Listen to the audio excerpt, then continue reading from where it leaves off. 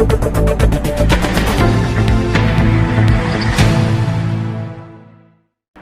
मैं हूं आपके साथ अनुष्का राय और आप देख रहे हैं तक्षित न्यूज।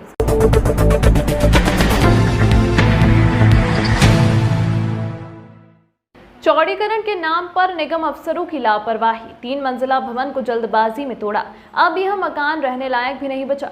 कार्रवाई के दौरान नगर निगम ने राजकुमार राठौर के 3 मंजिला भवन के आगे के हिस्से को गिराया, उसके पिल्लर तक हवा में लटका दिए। पोकलेन ने रामचंद्र प्रजापति के 3 मंजिला भवन के हिस्से को गिराने में पूरे भवन को ही इतना जर्जर कर दिया कि वह अब डेंजर हो गया है। केडी गेट से इमली तिराहा तक चौड़ीकरण कार्य को पूरा करने की निगम के अधिकारियों को कुछ ज्यादा ही जल्दी है। यही कारण है कि प्रभावित लोगों द्वारा अपने मकानों को खुद के द्वारा तोड़े जाने पर भी निगम अधिकारी राजी नहीं हो रहे हैं और चौड़ीकरण के दौरान 5 से 6 फीट के अतिक्रमण को हथौड़े से नहीं बल्कि पोकलेन से हटवा रहे हैं। अधिकारियों की मनमानी का एक ऐसा ही मामला लालबाई फुलबाई माता मंदिर के पास देखने को मिला। जब यहां पहुंची नगर निगम की टीम ने लगभग 1 दर्जन से अधिक मकान पोकलेन से तोड़ डाले। इन मकानों को पोकलेन से तोड़ने की कोई आवश्यकता ही नहीं थी, लेकिन यदि इन्हें तोड़ा भी गया तो पहले मकान में रह रहे लोगों को बाहर निकलवाना था, उसके बाद यह कार्रवाई करनी थी। लेकिन नगर निगम की टीम जब एक 3 मंजिला इमारत को ढहा रही थी, उस समय घर के अंदर ही लगभग 1 दर्जन महिलाएं काम कर रही थी, जिन्हें यह तुड़वाई करने के दौरान कार्रवाई रोककर घर से बाहर निकाला गया। वहीं एक अन्य मकान के निचले हिस्से को जब तोड़ा जा रहा था, उस समय इसी मकान की बालकनी में एक बालिका खेल रही थी। कार्रवाई के दौरान उसे भी यहां से तत्काल हटाकर कार्रवाई की गई। इस कार्रवाई की जानकारी जब महापौर मुकेश टटवाल को दी गई तो उनका कहना था कि मामले की जांच की जाएगी और जो भी अधिकारी दोषी होगा उन पर कड़ी कार्रवाई की जाएगी। ये पास में हमारा भी मकान है, पूरा वो भी जर्जर हो गया। वो हाँ, कहीं बोले वो जेसीबी वालों ने इनका मकान जबरदस्ती खींच दिया। वो उनका मकान तो उनका मकान से हमारा मकान वो जर्जर हो गया। मुन्नी भाई राठौर। काम चल रहा था? काम तो चल रहा था हमारा। काम चलते हुए हमने अधिकारी को बताया भी सही कि इसकी सारी स्थिति क्या है, इसको हमें 4 घंटे की मोहलत दी जाए, लेकिन उसने मोहलत नहीं दी। सारी स्थिति परिस्थिति बताने के बाद जान करके पोकलेन चलाई इस पे। पूरा चौराहे से लेके केडी गेट तक का 2010 से लोगों की मांग थी कि चौड़ीकरण होना चाहिए, क्योंकि आने वाले समय पर महाकाल लोक के कारण उज्जैन शहर में यातायात और धार्मिक लोगों की बहुत तादाद में बढ़ी है।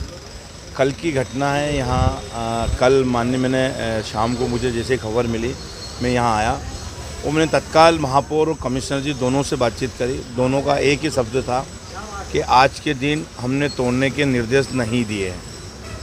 हमने कहा जब आपने तोड़ने के निर्देश नहीं दिए तो फिर ये मकान को कैसे तोड़ा गया।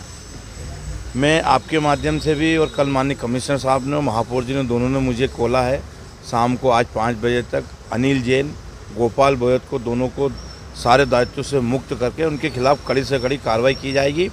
और 2 इंजीनियर तय करे हैं हमारे झोन के मनोज राजवानी जी और मोहित जी, दोनों की इसकी नफ्ती करके कितना नुकसान हुआ उस नुकसान की भरपाई हम नगर निगम से करेंगे। मेरी सुबह भी यही मांग थी, रात को बैठा था उनके यहाँ, और आज भी आपके माध्यम से यही मांग है मेरी कि उनके खिलाफ कार्रवाई होना चाहिए। और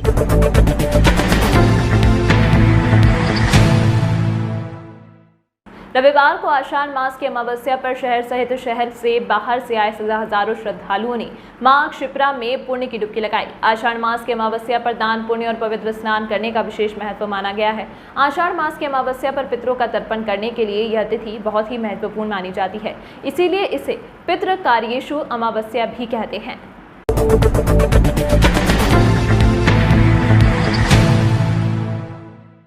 कांग्रेस में प्रत्याशी चयन के साथ ही कांग्रेस के वरिष्ठ नेता को लेकर की गई टीका टिप्पणी को लेकर शहर कांग्रेस अध्यक्ष का कथित ऑडियो वायरल होने से पार्टी में भूचाल आ गया है। शहर में एक ऑडियो वायरल हुआ है जो शहर कांग्रेस अध्यक्ष रवि भदौरिया का बताया जा रहा है।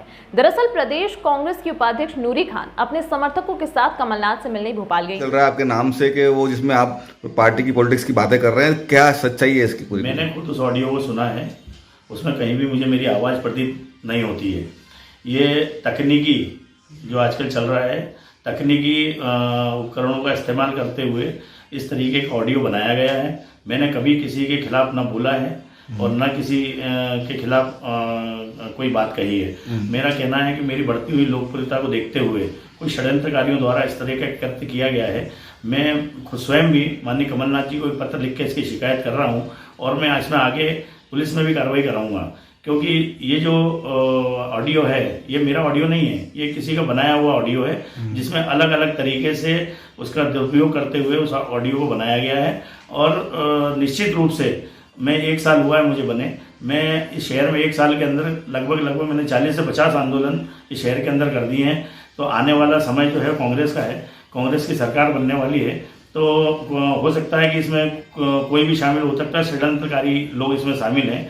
निश्चित रूप से उनका षड्यंत्र कभी कामयाब नहीं होगा। आने वाले 4-5 महीने में कांग्रेस सरकार बनेगी। पार्टी अगर आपको स्वयं का किसी को भी टिकट देती है तो किस तरीके से आप लोग फिर काम करेंगे भविष्य में? मैंने शुरू से एक ही बात बोलता आया हूँ, कमलनाथ जी का सर्वे चल रहा है, मैं जिला अध्यक्ष होने के नाते पार्टी किसी को भी टिकट देगी, हाथ के पंजे जिसको टिकट मिलेगा पूरी पार्टी पूरी ताकत से उसके लिए काम करेगी, उसे जिताने का पूरा प्रयास करेगी। तमाम महत्वपूर्ण खबरों के लिए बने रहिए तक्षित न्यूज के साथ।